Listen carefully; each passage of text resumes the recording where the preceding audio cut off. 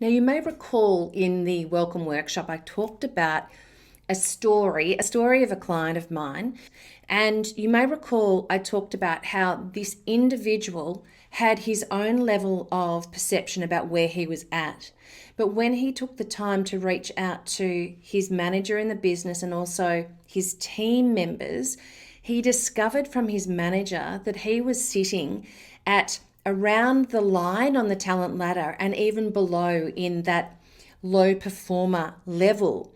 That wasn't how he perceived himself.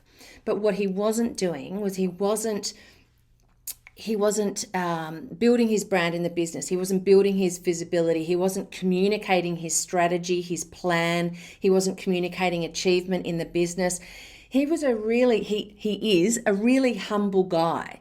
And for him, it felt like he was big noting himself, or that he was boasting when he was communicating achievement. So what was powerful for him was to hear that that's what leadership expected of him, and he wasn't doing it, and that was a big gap. And that it was impacting his brand so much that they were wondering what his team even did, and also whether he was valuable in the business. Yet when you turned around and looked at the feedback from his team members, we discovered that he was considered top talent with them. They loved him. He was the best manager that they've ever had.